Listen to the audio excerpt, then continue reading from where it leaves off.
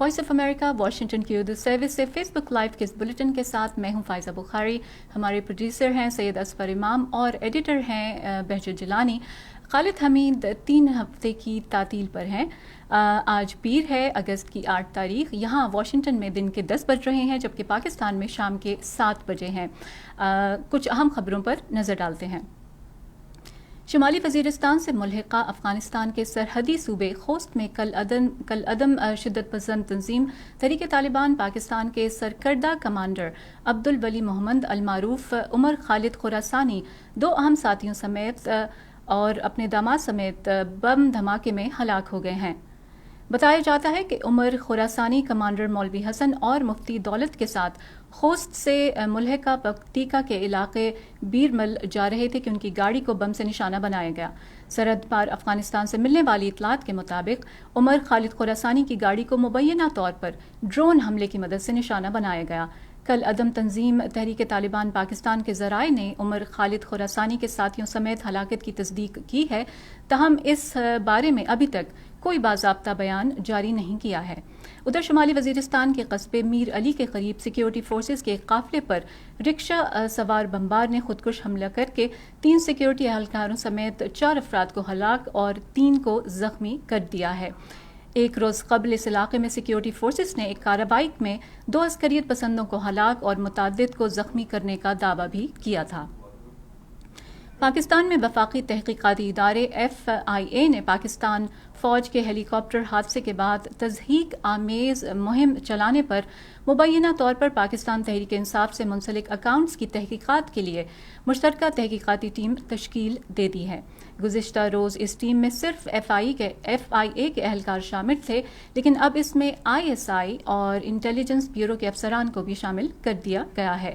پاکستان تحریک انصاف نے ان تمام اکاؤنٹ سے لا تعلقی ظاہر کی ہے اور کہا ہے کہ پاکستان فوج کے خلاف نفرت آمیز مہم چلانے والوں کو پاکستان تحریک انصاف سے ان کا کوئی تعلق نہیں ہے. تاہم سوشل میڈیا پر ایسے ویڈیو بیانات موجود ہیں جن میں پاکستان تحریک انصاف کے کارکن پولیس اور FIA کی حراست میں نفرت آمیز ٹویٹس کرنے کا اقرار کر رہے ہیں. پاکستان میں 9 محرم الحرام کے موقع پر جلوس نکالے جا رہے ہیں. اس موقع پر سیکیورٹی کے سخت انتظامات کیے گئے ہیں جبکہ بیشتر مقامات پر موبائل فون سروس بھی بند کر دی گئی ہے. نواسۂ رسول اور ان کے رفقا کی میدان کربلا میں دی جانے والی قربانیوں کی یاد میں ملک بھر کے تمام چھوٹے بڑے شہروں میں 9 محرم الحرام کے روز جلوس نکالے گئے ہیں. اس موقع پر حکومت کی جانب سے ملک بھر میں خصوصاً حساس شہروں اور علاقوں میں سیکیورٹی کے سخت انتظامات کے تحت پولیس، رینجرز اور فوج کی نفری تعینات کی گئی ہے، جبکہ قیام امن کے لیے حساس مقامات پر موبائل فون اور انٹرنیٹ سروس بھی جزوی طور پر بند کر دی گئی ہے. کئی شہروں میں موٹر سائیکل کی ڈبل سواری پر بھی پابندی عائد کی گئی ہے. کابل میں آج پیر کو یوم عاشور منایا گیا جبکہ گزشتہ 3 دنوں میں مغربی اور وسطی کابل میں کم از کم 3 دھماکوں میں عاشورہ کے عزاداروں کو نشانہ بنایا گیا. آخری دھماکہ مقناطیسی بارودی سرنگ میں ہوا اور کابل شہر کے چنداوال علاقے میں ایک مسافر گاڑی کو نشانہ بنایا گیا اور جس میں جانی نقصان بھی ہوا. زخمیوں کو کابل کے ابن سینا ہسپتال لے جایا گیا ہے. طالبان نے کل شام کے حملے پر تاحال کوئی تبصرہ نہیں کیا ہے. یوناما نے طالبان پر زور دیا ہے کہ وہ عاشورہ کے ماتم کرنے والوں کے لیے سخت سیکیورٹی کے انتظامات کریں.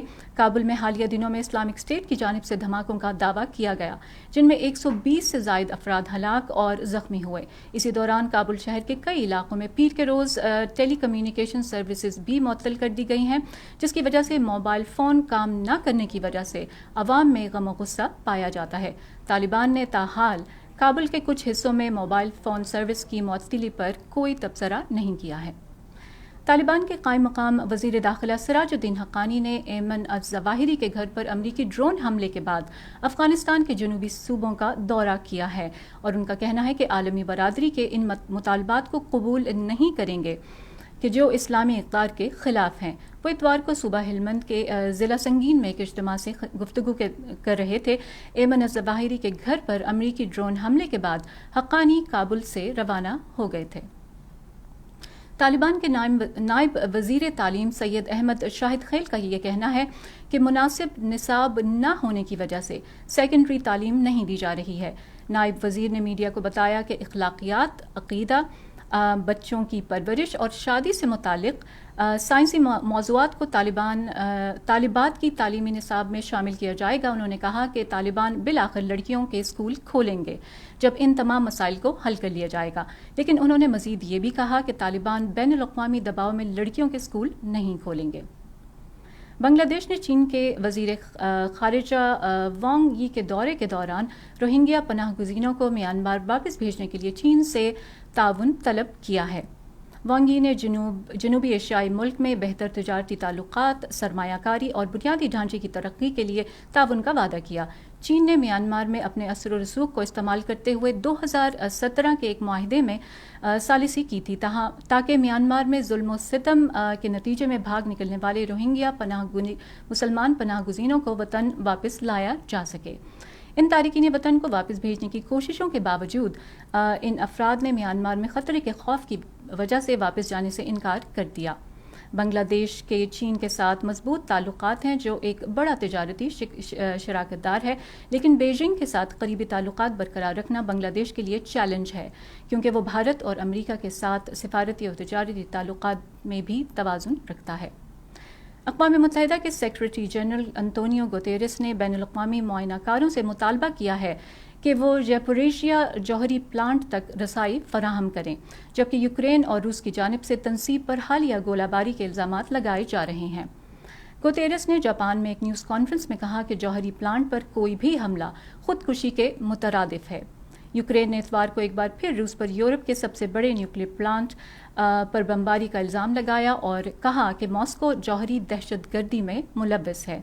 یوکرین کی سرکاری نیوکلیئر پاور فرم نے کہا ہے کہ روسی فورسز نے ہفتے کی رات ہفتے میں کیے گئے اس حملے میں تنصیب کے 3 تابکاری سینسرز کو نقصان پہنچایا اور ایک کارکن کو چھری سے زخمی کر دیا۔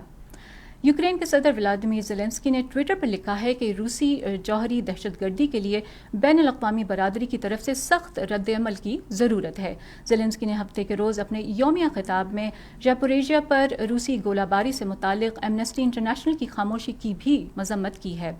ایمنسٹی انٹرنیشنل نے گزشتہ ہفتے ایک رپورٹ جاری کی تھی جس میں کہا گیا تھا کہ یوکرین کی افواج نے فروری میں شروع ہونے والے روسی حملے کو پسپا کرنے کے لیے آبادی والے رہائشی علاقوں میں اڈے قائم کر کے اور ہتھیاروں کے استعمال سے شہریوں کو نقصان پہنچایا ہے۔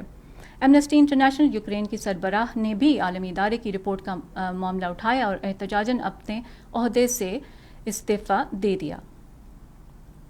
لبنانی کابینہ کے ایک وزیر اور یوکرینی سفارت خانے کا کہنا ہے کہ جنگ کے دوران کیے گئے معاہدے کے تحت یوکرین سے نکلنے اور بحیرہ اسود کو عبور کرنے والے اناج لے جانے والے پہلے جہاز کی آمد میں تاخیر ہوئی ہے۔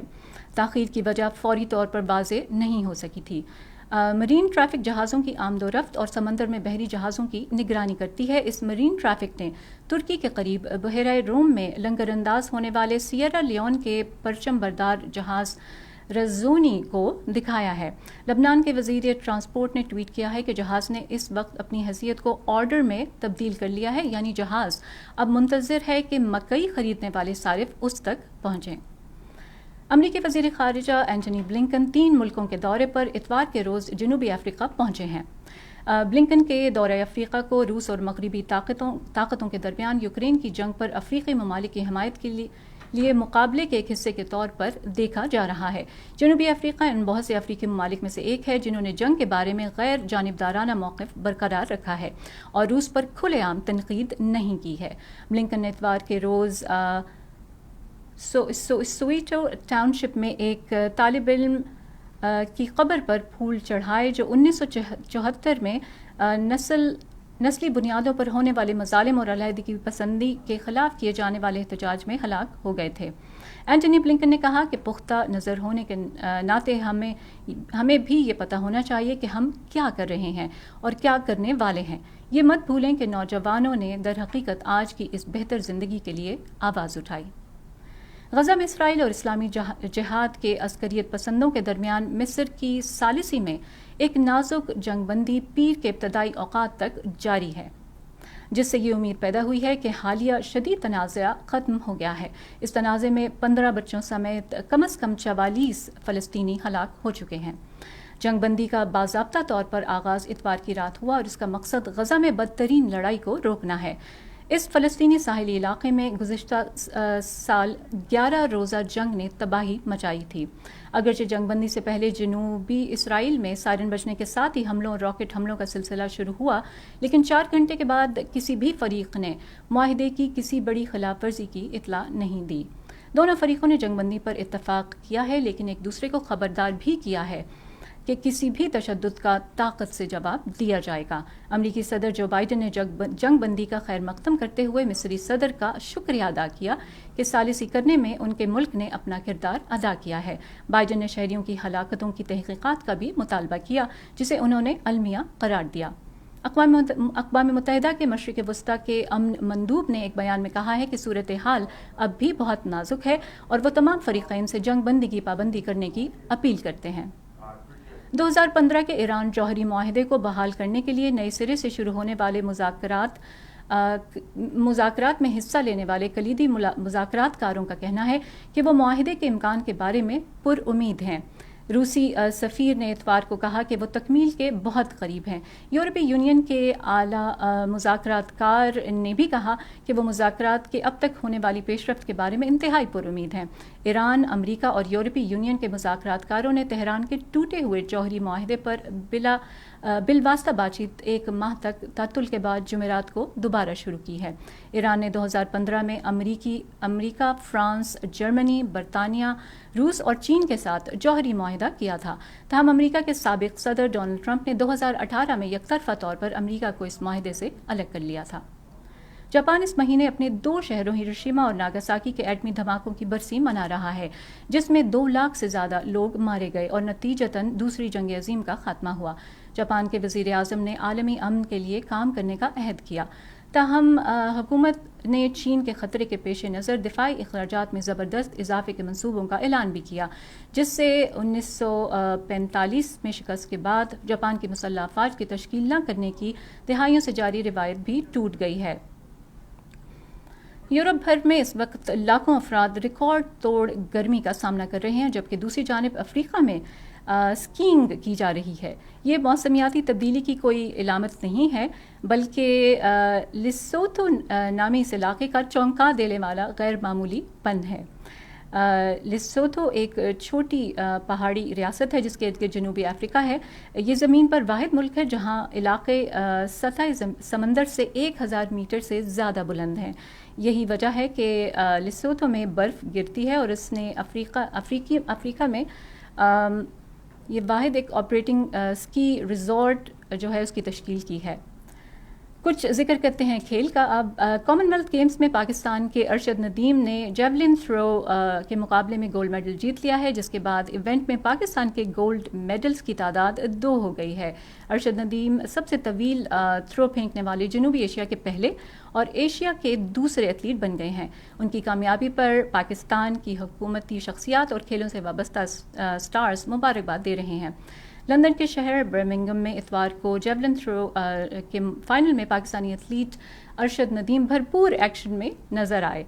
انہوں نے 5ویں راؤنڈ میں 90.18 میٹر کی ریکارڈ تھرو کر کے نہ صرف گولڈ میڈل اپنے نام کیا، بلکہ کامن ویلتھ گیمز میں پاکستان کی جانب سے سب سے طویل تھرو کر کے نیا ریکارڈ بھی بنا لیا ہے۔ کامن ویلتھ گیمز میں پاکستان نے اب تک مجموعی طور پر سونے کے 2 اور چاندی اور کانسی کے 3 تمغے حاصل کیے ہیں۔ یہ تھی اب تک کی چند اہم خبریں۔ اس کے ساتھ ہی آپ مجھے فائزہ بخاری کو اجازت دیجیے۔ ہمارے آج کے سیگمنٹ کے پروڈیوسر تھے سید اصفر امام اور ہماری ایڈیٹر تھیں بہجت جیلانی۔